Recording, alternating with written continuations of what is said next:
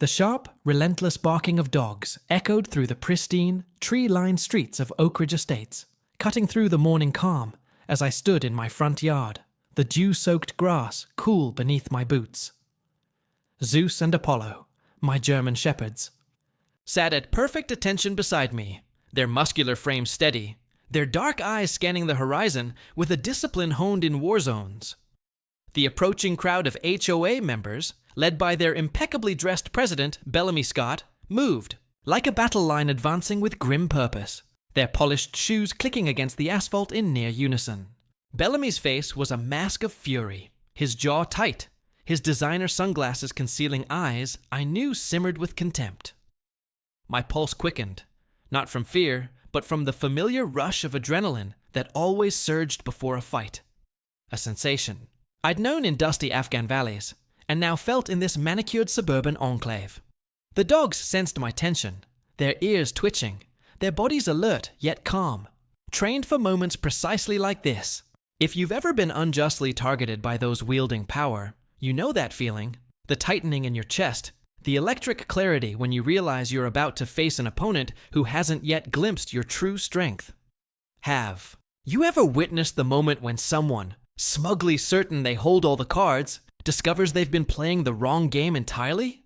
"Those animals have no place in Oak Ridge Estates, Ms. Young," Bellamy declared, his voice booming across my modest lawn, deliberately loud for the benefit of the neighbors gathering like spectators at a public trial. "The HOA board has received multiple complaints about dangerous breeds on your property." His Italian leather shoes halted just shy of my property line, close enough to loom with menace, but careful not to cross into trespassing territory. It was a calculated move, designed to intimidate without legal risk. Clever, but not clever enough. Ran my hand along Zeus's back, feeling the ripple of muscle beneath his sleek fur, a grounding reminder of his strength and loyalty. These dogs had saved dozens of lives in Afghanistan, including mine, sniffing out explosives from 50 yards and neutralizing armed threats with surgical precision. Yet here they sat, gentle as lambs, their gazes fixed on the unfolding circus with a dignity that outshone the humans orchestrating it. "My dogs are service animals, Mr. Scott," I replied, my voice steady despite the anger kindling deep within me. A slow burn fueled by years of fighting battles others couldn't see. "They're protected under federal law. Perhaps you should review the Fair Housing Act before your next visit." A flicker of uncertainty crossed his face, so brief it might have gone unnoticed by anyone not trained to read micro-expressions under pressure. Good. I needed him off balance, his confidence shaken even for a moment. The crowd behind him shifted, their murmurs a low hum, their faces a mix of curiosity and unease. They'd been fed stories of the dangerous woman with military dogs who dared move into the smallest house in their exclusive, manicured community, a house that stood out like a blemish against their sprawling estates. None knew who I truly was. Maya Young, former military canine trainer and JAG attorney, widow of Medal of Honor, recipient Mike Young, a man whose courage still anchored my every step. To them, I was an intruder, a disruption to their carefully curated world of flawless lawns and unwritten rules. "We'll see about that," Bellamy sneered, recovering his poise with the practiced ease of a man accustomed to bending others to his will. "The board meeting is Thursday. I suggest you start looking for alternative housing arrangements." He turned with a theatrical flourish, his tailored jacket catching the morning light, and gestured for his followers to disperse, their retreat a choreographed display of loyalty. As they moved away, I couldn't resist a parting shot, my voice, low but carrying across the quiet street. "If you think these dogs are a problem, Mr. Scott, you haven't seen anything yet." The words hung in the thick, humid summer air, heavy with promise. Bellamy paused mid-stride, his back stiffening. But he didn't turn. Only the slight clench of his shoulders betrayed that he'd heard me, that my words had found their mark. That night, I sat on my back porch, the wooden planks creaking softly under my weight, the darkness wrapping around me like a familiar cloak. Zeus and Apollo lay at my feet, their steady breathing a soothing rhythm against the distant hum of cicadas. The modest backyard stretched before me, a patch of earth that had cost nearly every penny of Mike's military death benefits. A sacrifice, made not for prestige but for purpose. Beyond the weathered fence, my neighbor's extravagant pool glowed under soft lights. Its accompanying outdoor kitchen, a monument to wealth worth triple my entire home.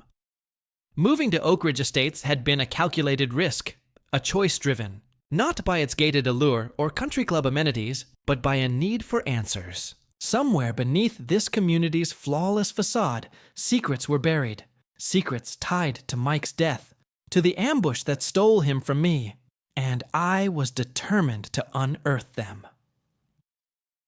The next morning, the first official HOA violation notice slipped. Under my door, its crisp white paper, a stark contrast to the worn hardwood floor. Improper lawn maintenance, $150 fine. I stepped outside, the morning sun warm on my face, and surveyed my yard.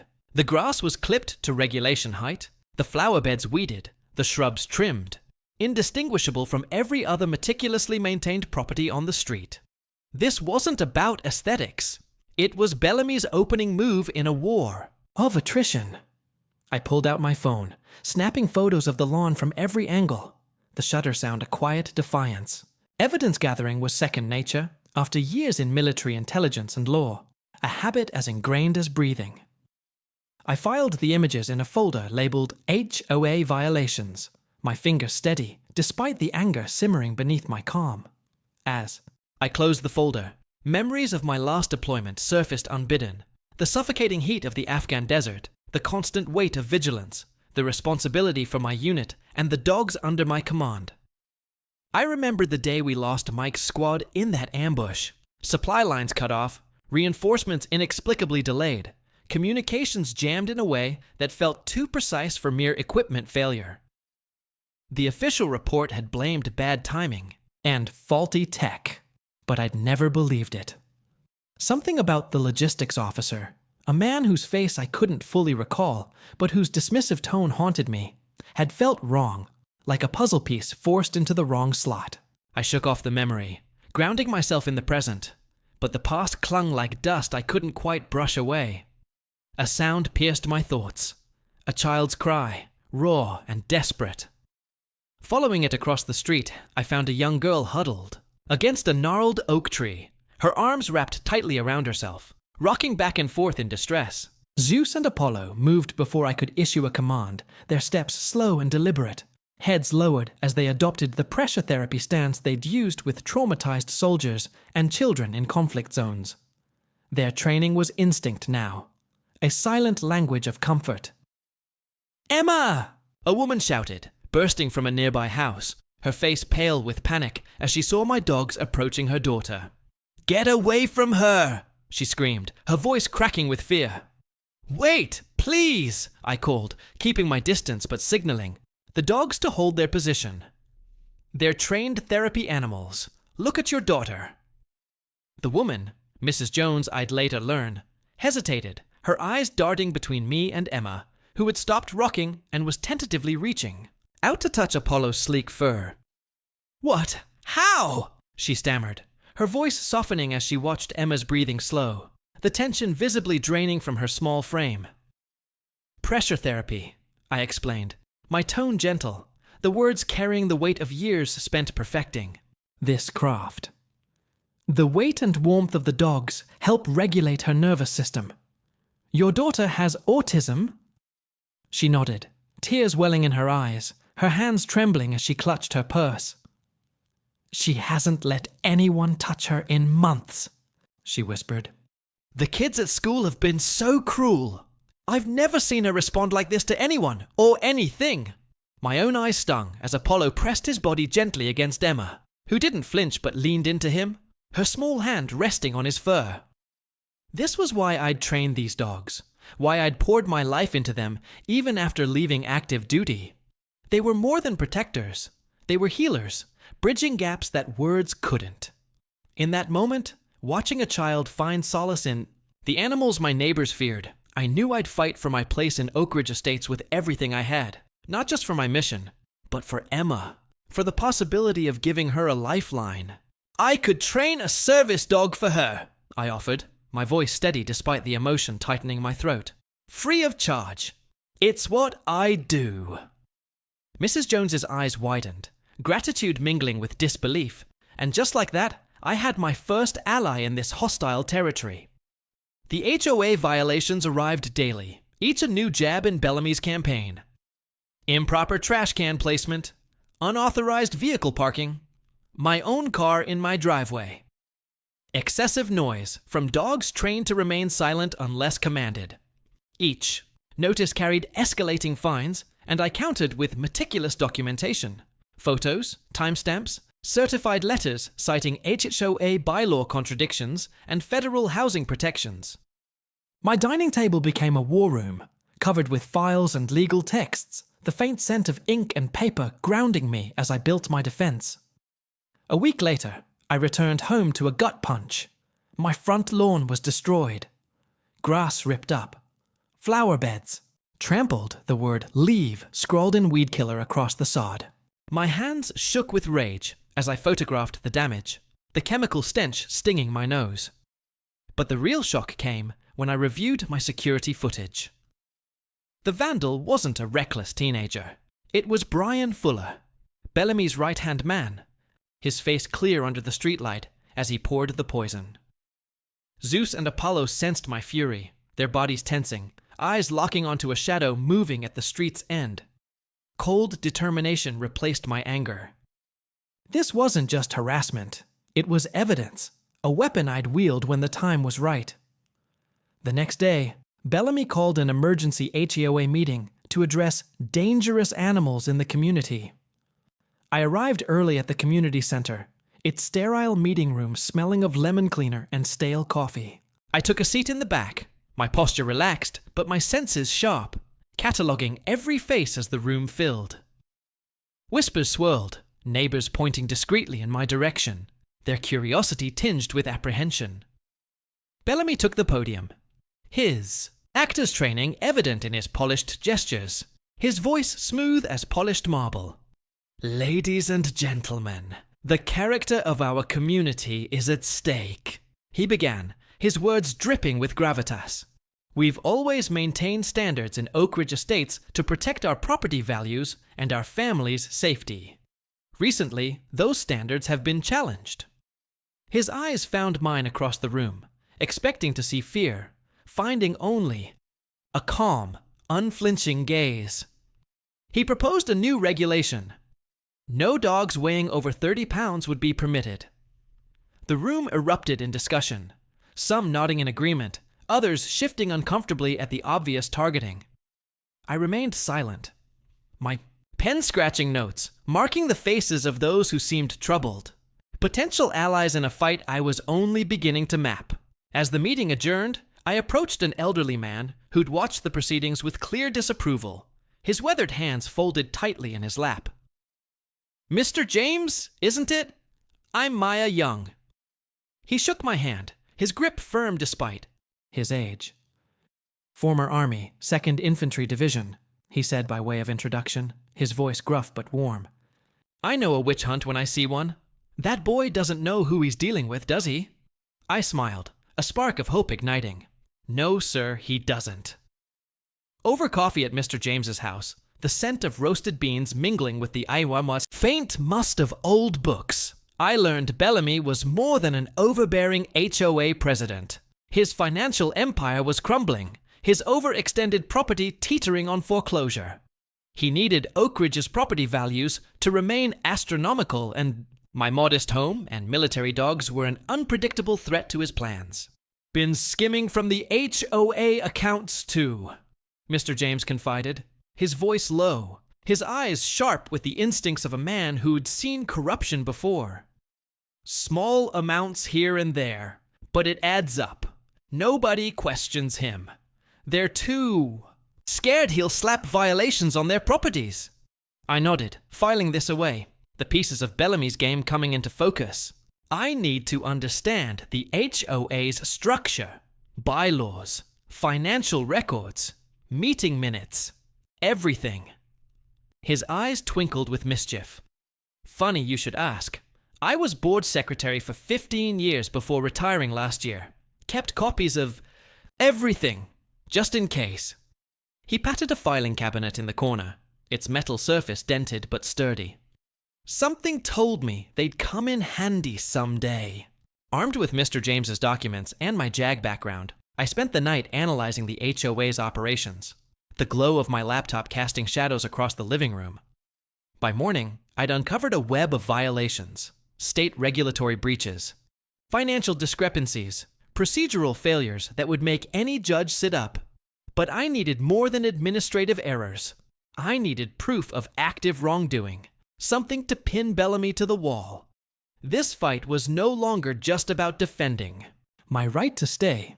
It was about liberating a community from years of systematic abuse. My military training had taught me that the best defense is a strong offense, and it was time to take the initiative. I began with a strategic assessment of Bellamy's support network. Every tyrant relies on a cadre of enablers, those who profit from the system or fear challenging it. Brian Fuller was his most loyal lieutenant, a bulldog in a polo shirt. But others on the board seemed less committed, their loyalty wavering under Bellamy's increasingly aggressive tactics. Teresa Winters, a middle-aged accountant who'd joined the board only 6 months ago, was the most vulnerable.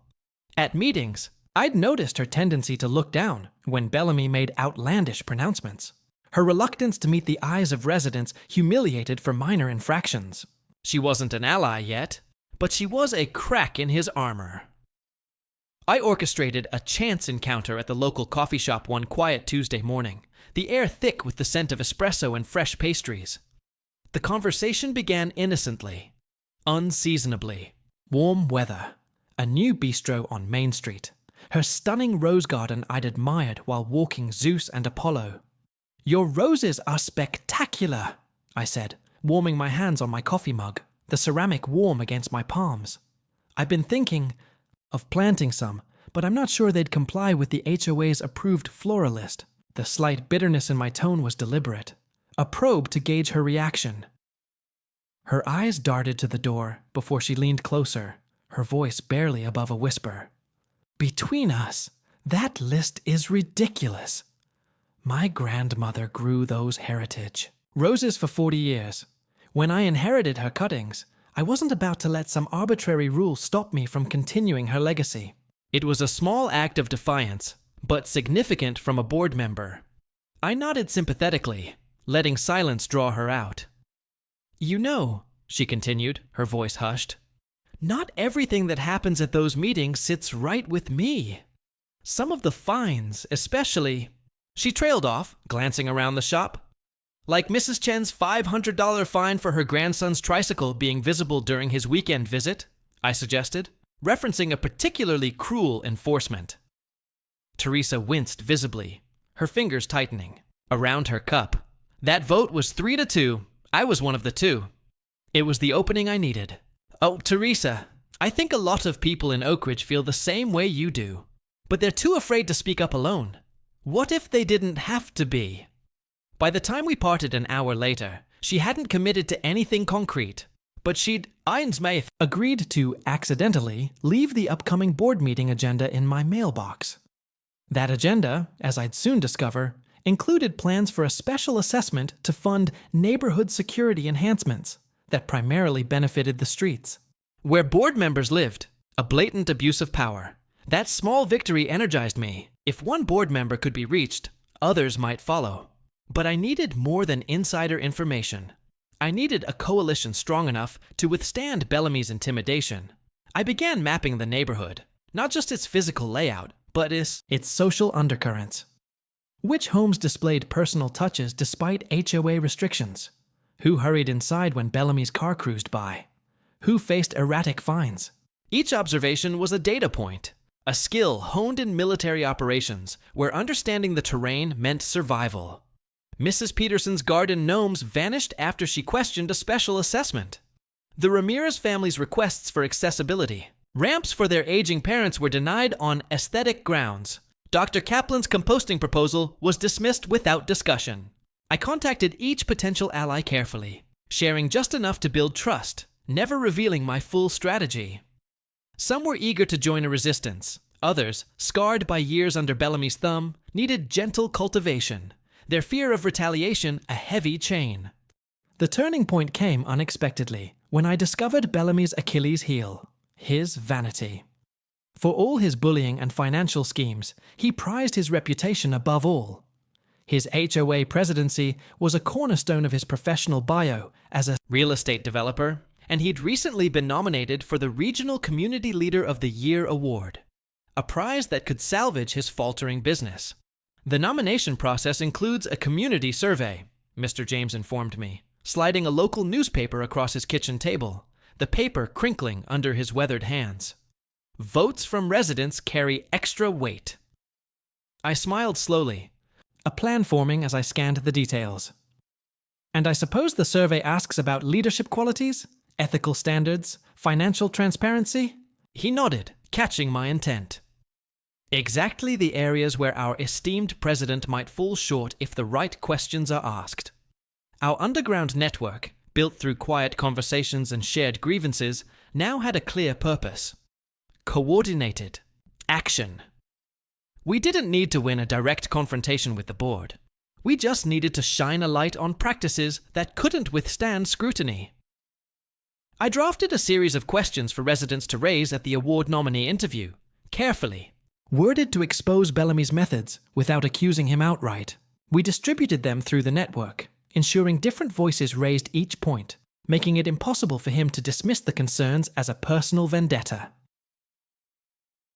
The evening of the interview, the community center was packed, its air heavy with anticipation and the faint scent of floor polish. Residents who typically avoided community functions filled the seats, their presence a silent challenge. Bellamy sat on stage in a perfectly tailored suit, his smile confident but faltering as he scanned the unexpected crowd. The moderator lobbed softball questions about leadership and vision, which Bellamy answered with polished charisma, his voice smooth as silk. But when the floor opened for audience questions, the atmosphere shifted, like the air before a storm. Mr. Scott, could you explain the process for approving special assessments? Mrs. Chen asked, her voice steady despite her visible nerves. Specifically, how residents are notified, and what oversight exists for fund allocation. Bellamy's smile tightened, a hairline crack in his facade. We follow all state requirements, Mrs. Chen. The board reviews expenditures quarterly, and financial statements are available to any resident who requests them. Interesting, Dr. Kaplan said, rising from the opposite side of the room, his tone measured but pointed. I've requested those statements 3 times in the past year and received only partial documentation. Could you clarify the procedure for obtaining complete records? One by one, the questions built, painting a picture of obfuscation and selective enforcement without ever crossing into direct accusation. Bellamy's responses grew defensive, his polish cracking under the weight of simple, factual queries he couldn't dismiss without seeming evasive. The coup de grace came from Teresa Winters herself, who'd agreed to ask a question we'd crafted, together.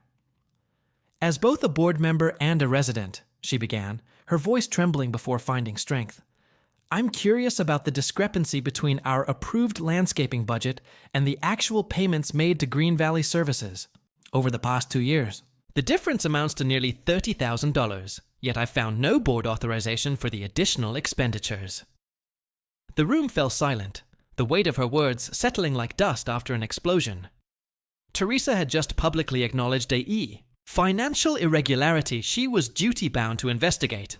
Bellamy's face flushed crimson, his eyes darting to his supporters for rescue that didn't come. That's an internal administrative matter we're currently reviewing, he stammered, his voice unsteady. This isn't the appropriate forum for such discussions. When would be the appropriate forum? Teresa pressed, her newfound courage electrifying the room. It hasn't appeared on any meeting agenda I've seen. As Bellamy floundered, I sat quietly in the back, Zeus and Apollo at my feet, watching his house of cards begin to wobble. This wasn't victory yet, but it was the beginning of the end. The community was finding its voice, and once people start asking questions, they rarely stop until they have answers. The opportunity came sooner than expected.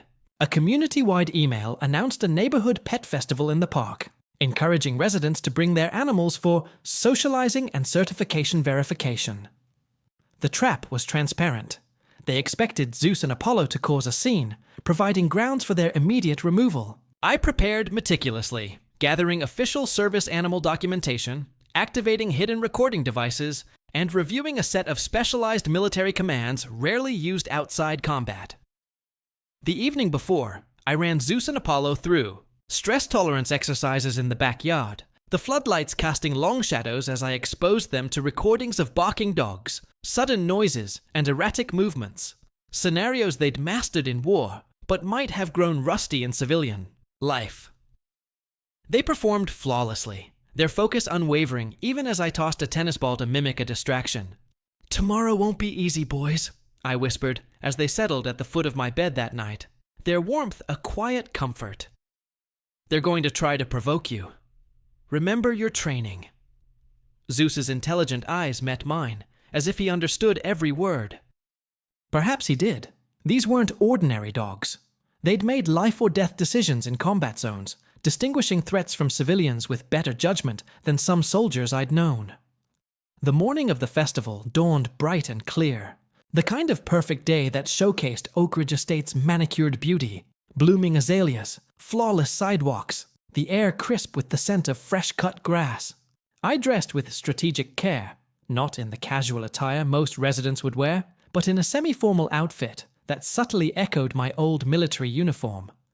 Dark slacks, a tailored blazer, a crisp white shirt, projecting authority without seeming. No aggressive. Zeus and Apollo wore their official service vests, their medals and certification badges gleaming prominently, a visual testament to their credentials. As we approached the park, I observed the scene with a tactical eye.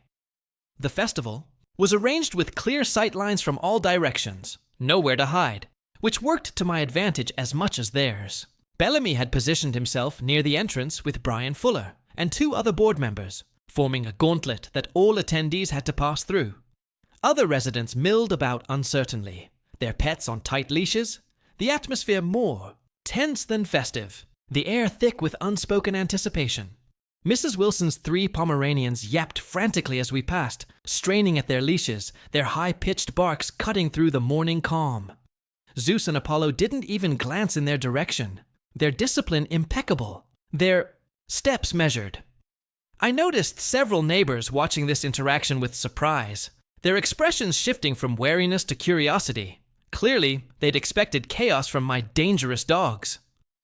"Ms. Young, how nice of you to join us," Bellamy called out, his smile not reaching his eyes, his tone laced with mockery. "We're checking all pets for proper registration and behavioral appropriateness."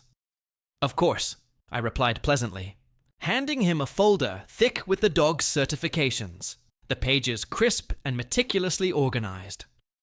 "You'll find everything in order. Zeus and Apollo have higher training credentials than most law enforcement K9 units." Bellamy flipped through the documents with visible disappointment, his fingers lingering as if searching for a technicality to exploit. Finding none, he thrust the folder at Brian Fuller without comment and gestured for us to proceed into the park, his jaw tight with frustration. The festival unfolded with painful awkwardness, pet owners giving us a wide berth despite the dog's perfect behavior.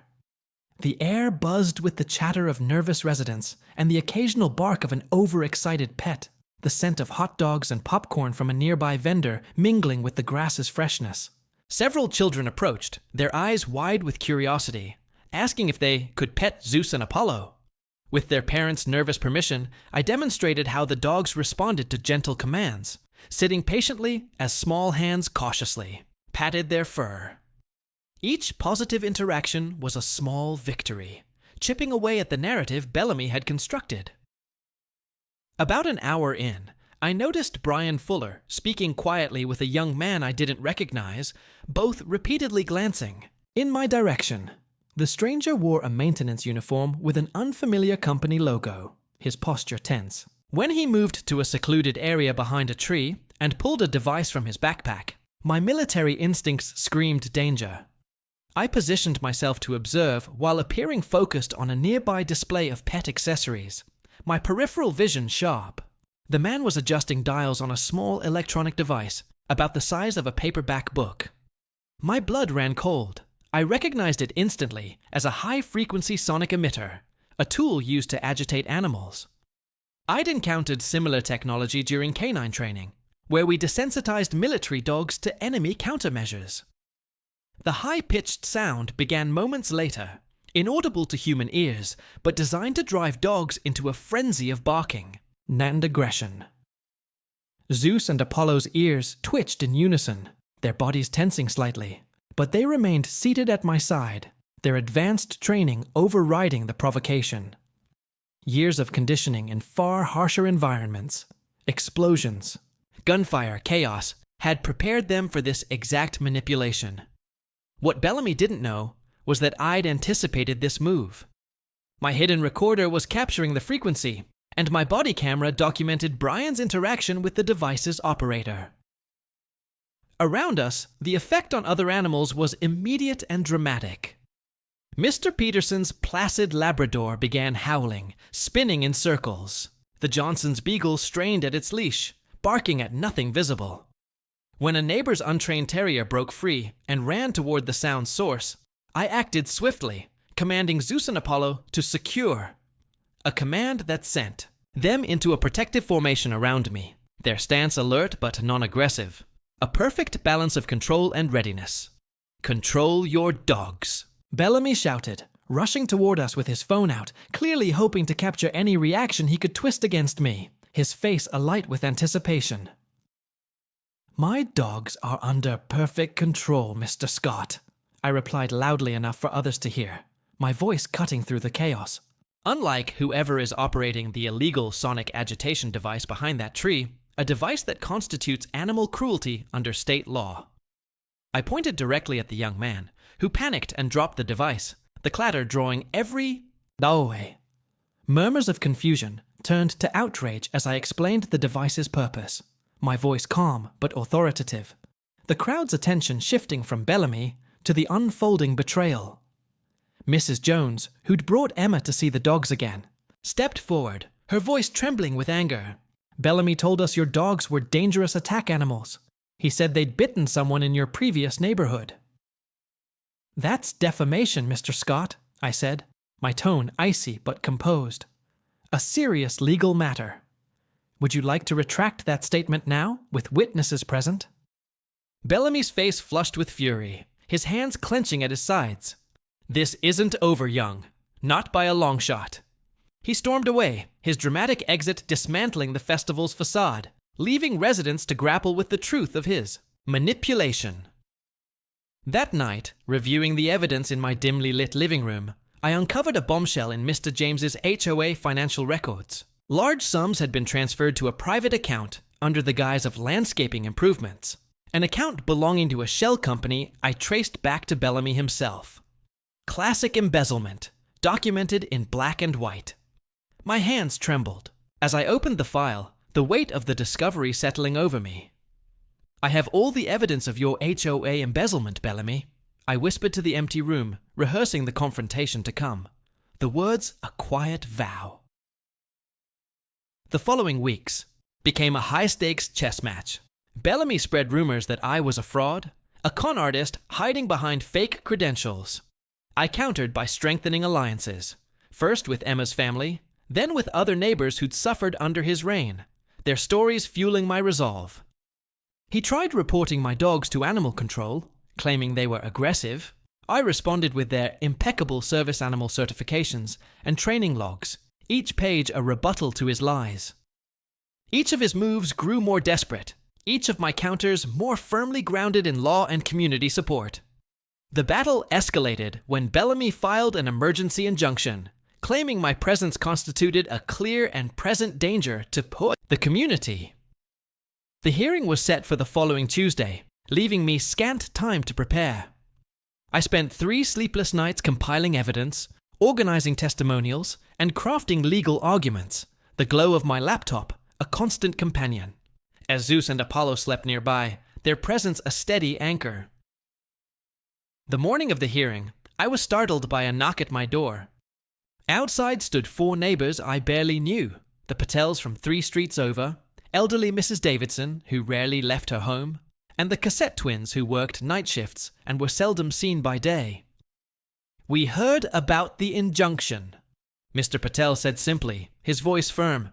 "We want to testify." Mrs. Davidson stepped forward, her frail frame trembling, but her voice resolute. "7 years ago, my husband died.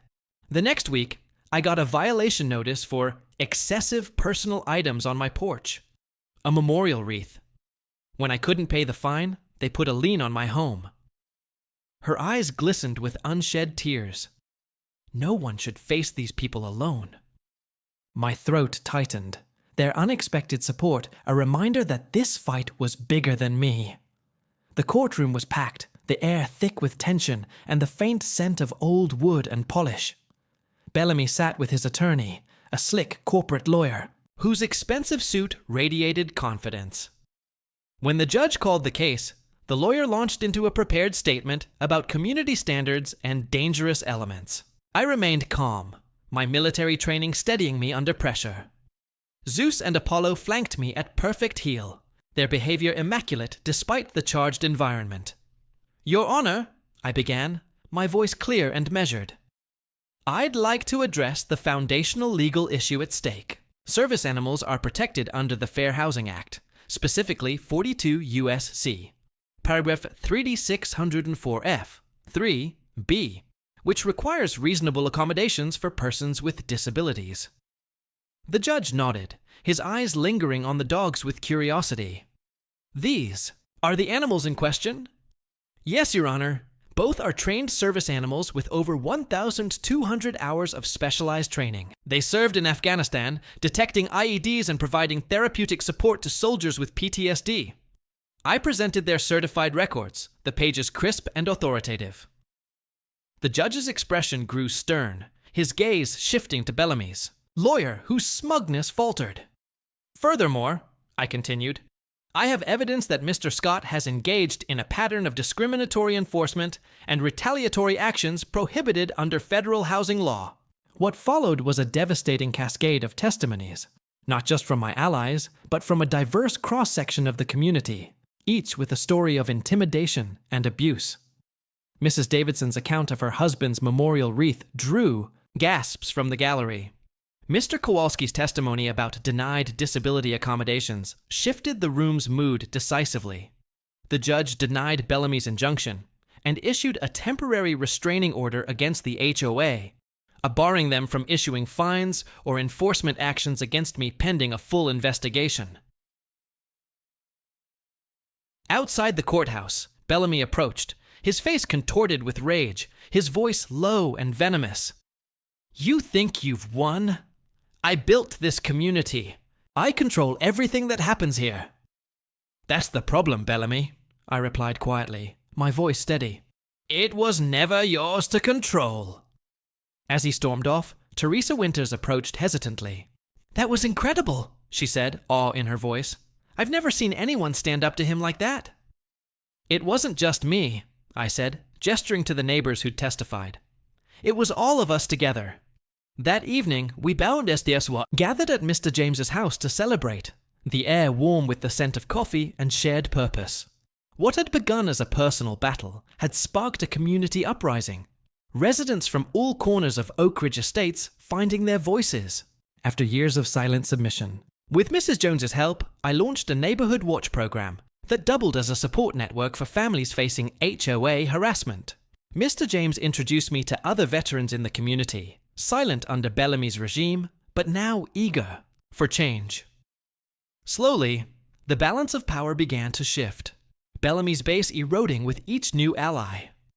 My investigation deepened as more residents came forward, their stories weaving a tapestry of systematic intimidation stretching back nearly a decade.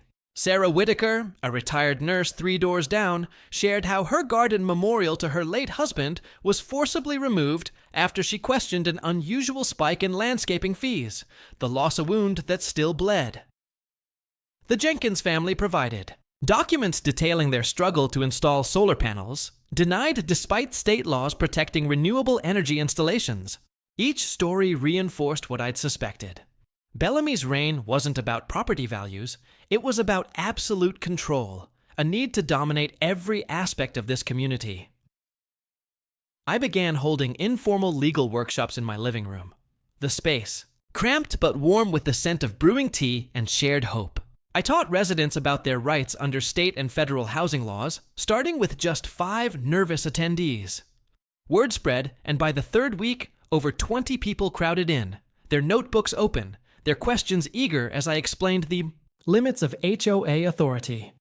They can't fine you for displaying a flag on Memorial Day, I told Mrs. Gonzalez, whose husband had served in the Marines.